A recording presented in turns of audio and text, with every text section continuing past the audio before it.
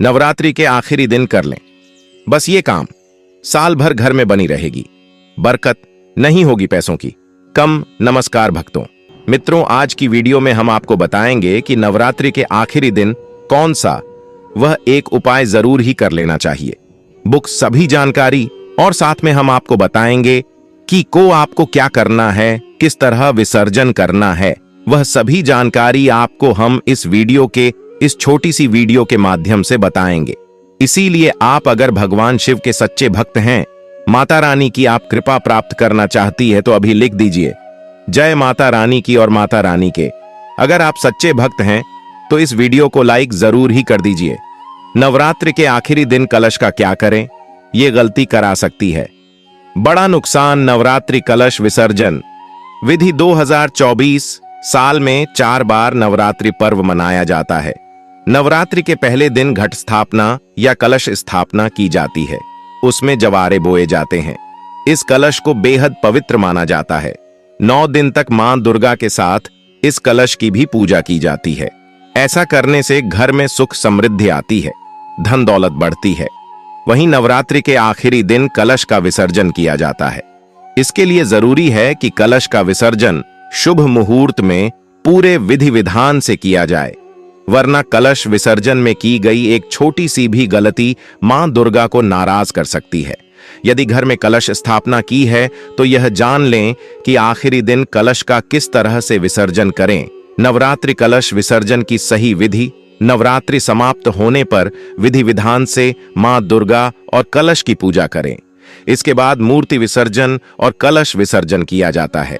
लेकिन कलश विसर्जन सही विधि से करना होता है, तभी 9 दिन की पूजा और व्रत का पूरा फल मिलता है। कलश विसर्जन के लिए सबसे पहले ऐं हीं क्लीं चामुंडायै विछे मंत्र का उच्चारण करते हुए पूरे भक्ति भाव से कलश के ऊपर रखे नारियल को आराम से उठाएं।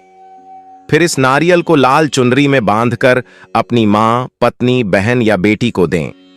फिर कल में लगे आम के पत्तों से कलश के पानी को पूरे घर में छिड़कें।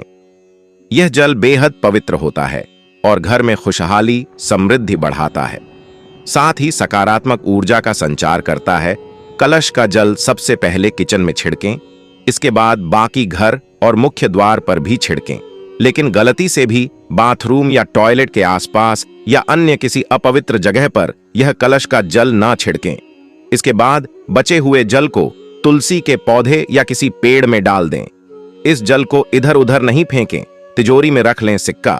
इसके बाद कलश में मौजूद सिक्के को निकालकर अपनी तिजोरी या पर्स में डाल लें। ऐसा करने से दिन दूना रात चौगुना धन बढ़ेगा, कामकाज में बरकत होगी, आपके जीवन में धन की कमी नहीं होगी। वहीं आखिर में मिट्टी के कलश और बचे हुए जवारे को घर के बाहर किसी पेड़ या मंदिर के पास रख दें। नवरात्रि के जवारे भी बेहद शुभ होते हैं। थोड़े से जवारे निकालकर आप अपनी तिजोरी या पर्स में भी रख सकते हैं। इससे मां दुर्गा आप पर हमेशा मेहरबान रहेंगी। मान्यता है कि इस कार्य को पूरे विधि विधान से करना चाहिए। इससे मां खुश होकर घर में सुख समृद्धि का वरदान देती है। शास्त्रों के अनुसार जिस तरह कलश स्थापना करते समय विधि विधान के ध्यान रखा जाता है, वैसे ही कलश विसर्जन करते समय कुछ बातों का जरूर ध्यान रखें। ऐसा करने से मां दुर्गा रुष्ट नहीं होगी। ऐसे में आइए जानें कलश विसर्जन करते समय किन बातों का ध्यान रखना बेहद जरूरी है। ज्योतिषियों की माने तो अष्टमी व नवमी के व्रत संपन्न होने के बाद हवन और फिर कन्याओं को भोजन जरूर करवाएं। अपनी हैसियत अनुसार कन्याओं को भेंट दें। कन्याओं में से किसी एक कन्या को भगवती के 9 अवतारों का एकीकृत स्वरूप मानते हुए उनका विशिष्ट पूजन करें। कन्या पूजन के बाद देवी भगवती का सपिरवार ध्यान करें, क्षमा याचना करें कि हे देवी, हम मंत्र पूजा विधान कुछ नहीं जानते। अपनी सामर्थ्यानुसार और अल्प ज्ञान से हमने आपके व्रत रखे और कन्या पूजन किया। हे देवी, हमको, हमारे परिवार, कुल को अपना आशीर्वाद प्रदान करो। इस घर में सदैव विराजमान रहो। हमको सुख समृद्धि, विद्या, बुद्धि, विवेक, धन, यश प्रदान करो।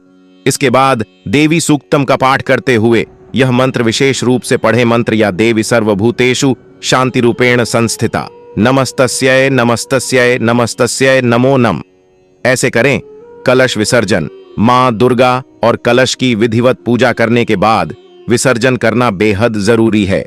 कलश उठाते समय इस मंत्र को बोलते रहें, ऐं ह्रीं क्लीं चामुंडाय विच्छे। सबसे पहले कलश के ऊपर रखें, नारियल को धीमे से उठाएं और अपने माथे में लगाएं। इसके बाद नारियल, चुनरी आदि घर में मौजूद पत्नी, मां या फिर बहन की गोद में रख दें।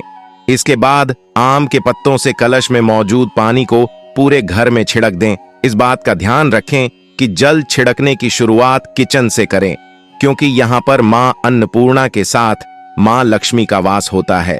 इसके बाद घर के हर एक कोने में छिड़क दें।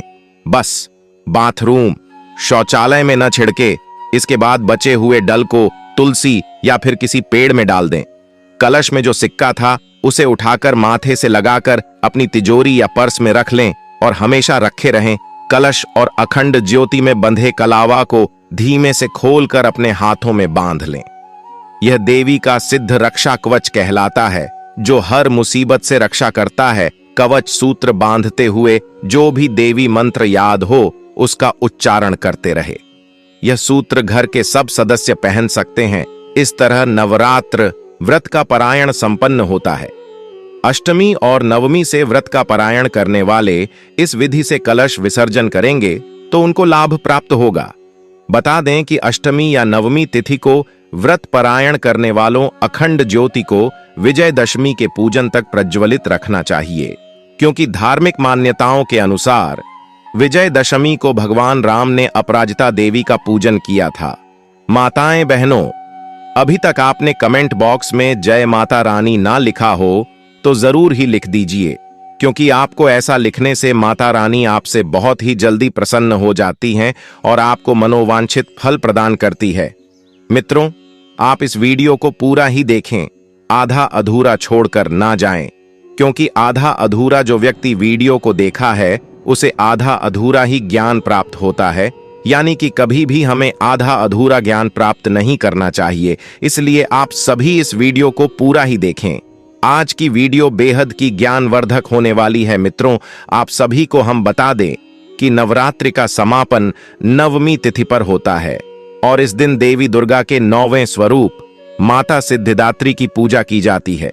इस दिन कुछ आसान उपाय करके आप जीवन में खुशहाली पा सकते हैं। आइए इन उपायों के बारे में इस लेख में जानने की कोशिश करेंगे। नवरात्रि की नवमी तिथि बेहद शुभ मानी जाती है। इस दिन को माता सिद्धिदात्री की पूजा की जाती है। कुछ लोग इस दिन कन्या पूजन भी करते हैं। इस तिथि को महानवमी के नाम से भी जाना जाता है। नवरात्रि के 9 दिनों के व्रत का समापन भी इसी दिन होता है। नवरात्रि की नवमी तिथि के दिन माता सिद्धिदात्री की पूजा करके कई लाभ प्राप्त हो सकते हैं। साथ ही महानवमी तिथि पर कुछ उपाय करके भी आप अपने जीवन सुख समृद्धि ला सकते हैं। इस लेख में हम नवरात्रि की नवमी तिथि से जुड़े ऐसे ही कुछ उपायों के बारे में बताने जा रहे हैं, जिनको करने से आपके घर में पूरे साल सुख समृद्धि बनी रहेगी। धन प्राप्ति के लिए करें ये उपाय। नवरात्रि की महानवमी के दिन शंख और पीले रंग की कौड़ियों की पूजा करें। मान्यता है कि इससे आपके घर में सुख समृद्धि आती है और जो लोग आर्थिक तंगी से परेशान हैं या कर्ज के तले दबे हैं तो इस उपाय को करने से आपको धन प्राप्ति हो जाती है। इसके साथ ही नवमी तिथि पर कमल या लाल रंग के फूल माता को अर्पित करें और श्री सूक्तम का पाठ करें। इस उपाय से आपकी सारी आर्थिक परेशानियां दूर हो जाती हैं। ग्रह दोष दूर करने के लिए करें ये काम। नवरात्रि की नवमी तिथि को 5 कौड़ियां लेकर इन्हें लाल कपड़े में बांधकर किसी पात्र में रखकर तुलसी के पौधे के पास रख दें। ऐसा करने से ग्रह दोष दूर होते हैं। मान्यता है इस उपाय को करने से शनि राहु केतु से जुड़े बुरे प्रभाव दूर होने लगते हैं और आपके जीवन में खुशहाली जाती है। बीमारी से छुटकारा पाने के लिए आजमाएं ये उपाय। अगर आप किसी पुरानी बीमारी से परेशान हैं या घर के सदस्यों की तबीयत आए दिन खराब होती रहती है तो महानवमी के दिन दक्षिण पूर्व दिशा यानी आग्नेय कोण में माता दुर्गा का ध्यान करते हुए एक घी का दीपक जला दें। इस उपाय को करने से रोगों से छुटकारा मिलता है और निरोगी स्वास्थ्य का वरदान प्राप्त होता है। साथ ही यह उपाय आपको दुश्मनों पर भी विजय दिलाता है। मनचाही इच्छा पूरी करने के लिए करें ये उपाय। अपनी मनचाही इच्छा पूरी करने के लिए महानवमी के दिन दुर्गा सप्तशती का पाठ जरूर करना चाहिए। इससे मानसिक शांति मिलती है। अगर इस दिन दुर्गा सप्तशती का संपूर्ण पाठ नहीं कर पा रहे हैं तो कम से कम इसके 12वें अध्याय का पाठ जरूर करना चाहिए। ऐसा करने से मनचाही इच्छा पूरी होती है। शादीशुदा महिलाएं करें। ये उपाय शादीशुदा महिलाओं को नवरात्रि की नवमी तिथि के दिन माता सिद्धिदात्री को सुहाग का सामान अर्पित करना चाहिए। ऐसा करने से आपके जीवन साथी के जीवन में आने वाली परेशानियां दूर होती हैं और आपको भी सौभाग्य की प्राप्ति होती है।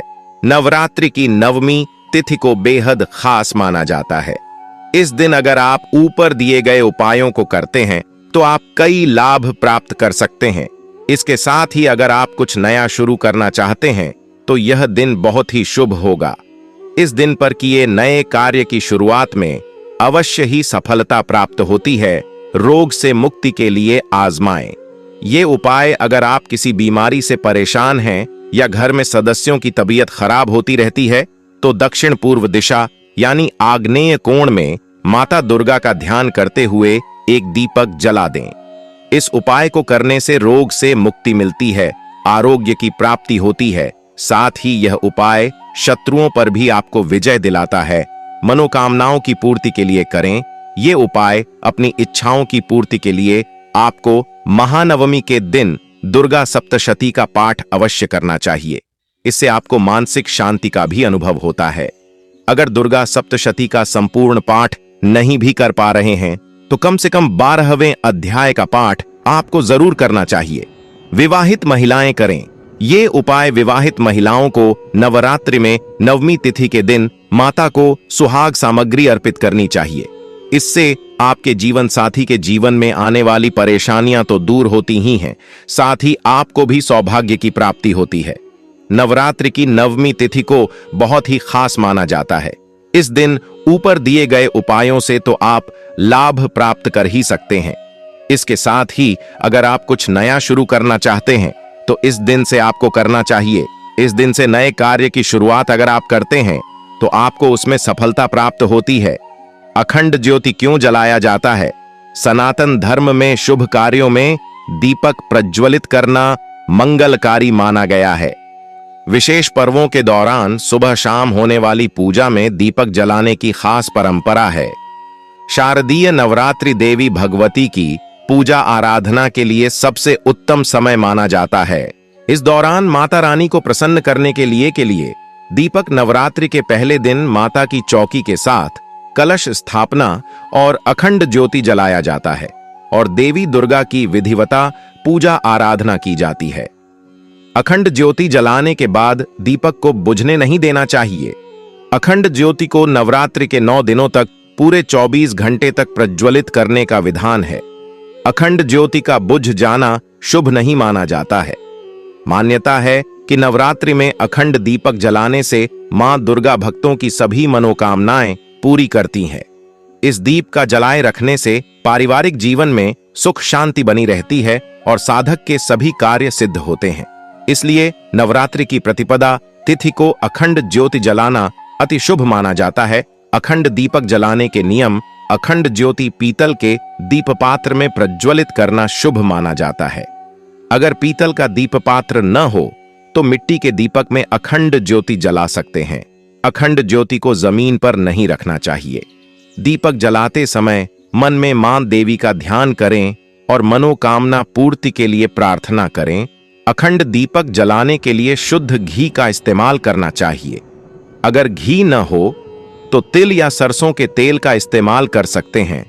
अखंड ज्योति मां दुर्गा की प्रतिमा के दाईं ओर होना चाहिए, लेकिन तेल से प्रज्वलित दीपक को माता रानी के बाईं ओर रखना चाहिए। इसके अलावा अखंड ज्योति को बुझने से बचाने के लिए कांच के लैंप से ढककर रखना चाहिए और 9 दिनों तक अंखड़ ज्योति जलाने के बाद उसे फूंड मारकर नहीं बुझाना चाहिए। इसके बजाय दीपक को स्वयं बुझने देना चाहिए। आग्नेय कोण पूर्व दक्षिण में अखंड ज्योति जलाना अच्छा माना जाता है। आज महानवमी पर इस विधि से करें। कन्या पूजा, परेशानी से मिलेगी मुक्ति। जाने मुहूर्त महत्व। नवरात्रि के अष्टमी और नवमी तिथि कन्या पूजन का विशेष महत्व होता है। व्रत रखने वाले भक्त कन्याओं को भोजन कराने के बाद ही अपना व्रत खोलते हैं। कन्याओं को देवी मां का स्वरूप माना जाता है। मान्यता है कि इस दिन कन्याओं को भोजन कराने से घर में सुख, शांति एवं संपन्नता आती है। कन्या भोज के दौरान 9 कन्याओं का होना आवश्यक होता है। इस बीच यदि कन्याएं 10 वर्ष से कम आयु की हों तो जातक को कभी धन की कमी नहीं होती और उसका जीवन उन्नतशील रहता है। क्यों जरूरी है कन्या पूजा? नवरात्रि में कन्या पूजन का बहुत महत्व है। आमतौर पर नवमी को कन्याओं का पूजन करके उन्हें भोजन कराया जाता है, लेकिन कुछ श्रद्धालु अष्टमी को भी कन्या पूजन करते हैं। नवरात्रि में अष्टमी और नवमी के दिन कन्या भोजन का विधान ग्रंथों में बताया गया है। इसके पीछे भी शास्त्रों में वर्णित तथ्य यही है कि 2 से 10 साल तक उम्र की 9 कन्याओं को भोजन कराने से हर तरह के दोष खत्म होते हैं। कन्याओं को भोजन करवाने से पहले देवी को नैवेद्य लगाएं और भेंट करने वाली चीजें भी पहले देवी को चढ़ाएं। इसके बाद कन्या भोज और पूजन करें। कन्या भोजन न करवा पाएं तो भोजन बनाने का कच्चा सामान जैसे चावल, आटा, सब्जी और फल कन्या के घर जाकर उन्हें भेंट कर सकते हैं।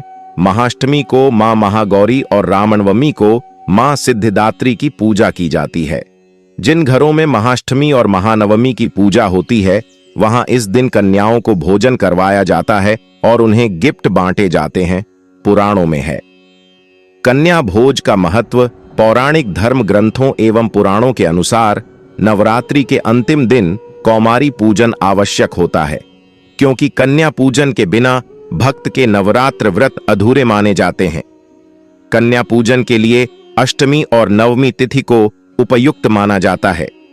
कन्या भोज के लिए 10 वर्ष तक की कन्याएं उपयुक्त होती हैं। कन्या और देवी के शस्त्रों की पूजा, महानवमी को विविध प्रकार से मान शक्ति की पूजा करें। इस तिथि पर विशेष आहुतियों के साथ देवी की प्रसन्नता के लिए हवन करवाना चाहिए। इसके साथ ही 9 कन्याओं को देवी का स्वरूप मानते हुए भोजन करवाना चाहिए। दुर्गा नवमी पर मां दुर्गा को विशेष प्रसाद चढ़ाना चाहिए। पूजा के बाद रात्रि को जागरण करते हुए भजन, कीर्तन, नृत्य आदि उत्सव मनाना चाहिए। हर आयु की कन्या का होता है अलग महत्व। 2 साल की कन्या को कौमारी कहा जाता है। इनकी पूजा से दुख और दरिद्रता खत्म होती है। 3 साल की कन्या त्रिमूर्ति मानी जाती है। त्रिमूर्ति के पूजन से धन धान्य का आगमन और परिवार का कल्याण होता है। 4 साल की कन्या कल्याणी मानी जाती है। इनकी पूजा से सुख समृद्धि मिलती है। 5 साल की कन्या रोहिणी माना गया है। इनकी पूजन से रोग मुक्ति मिलती है। 6 साल की कन्या कालिका होती है। इनकी पूजा से विद्या और राजयोग की प्राप्ति होती है। 7 साल की कन्या को चंडिका माना जाता है। इनकी पूजा से ऐश्वर्य मिलता है। 8 साल की कन्या शांभवी होती है। इनकी पूजा से लोकप्रियता प्राप्त होती है। 9 साल की कन्या दुर्गा को दुर्गा कहा गया है। इनकी पूजा से शत्रु विजय और असाध्य कार्य सिद्ध होते हैं। 10 साल की कन्या सुभद्रा होती है। सुभद्रा के पूजन से मनोरथ पूर्ण होते हैं और सुख मिलता है। इस तरह करें पूजन। कन्या पूजन के दिन घर आई कन्याओं का सच्चे मन से स्वागत करना चाहिए। इससे देवी मां प्रसन्न होती हैं। इसके बाद स्वच्छ जल से उनके पैरों को धोना चाहिए। इससे भक्त के पापों का नाश होता है। इसके बाद सभी 9 कन्याओं के पैर छूकर आशीर्वाद लेना चाहिए। इससे भक्त की तरक्की होती है। पैर धोने के बाद कन्याओं को साफ आसन पर बैठाना चाहिए। उनके माथे पर कुमकुम का टीका लगाएं। कलावा बांधना चाहिए। कन्याओं को भोजन कराने से पहले अन्न का पहला हिस्सा देवी मां को भेंट करें, फिर सारी कन्याओं को भोजन परोसे। वैसे तो मां दुर्गा को हलवा, चना और पूरी का भोग लगाया जाता है, लेकिन आप सामर्थ्य अनुसार कन्याओं को भोजन करा सकते हैं। भोजन समाप्त होने पर कन्याओं को अपनी इच्छा से दक्षिणा अवश्य दें, क्योंकि दक्षिणा के बिना दान अधूरा रहता है। विवाह में देरी, यदि शादी में देरी हो रही है तो 5 साल की कन्या को खाना खिलाकर श्रृंगार का सामान भेंट करें। धन संबंधी समस्या, पैसों की कमी से परेशान हैं तो 4 साल की कन्या को खीर खिलाएं। इसके बाद पीले कपड़े और दक्षिणा दें। शत्रु बाधा और काम में रुकावटें। 9 साल की 3 कन्याओं को भोजन सामग्री और कपड़े दें। पारिवारिक क्लेश, 3 और 10 साल की कन्याओं को मिठाई दें। बेरोजगारी, 6 साल की कन्या को छाता और कपड़े भेंट करें। सभी समस्याओं का निवारण 5 से 10 साल की कन्याओं को भोजन सामग्री देकर दूध, पानी या फलों का रस भेंट करें। सौंदर्य सामग्री भी दें।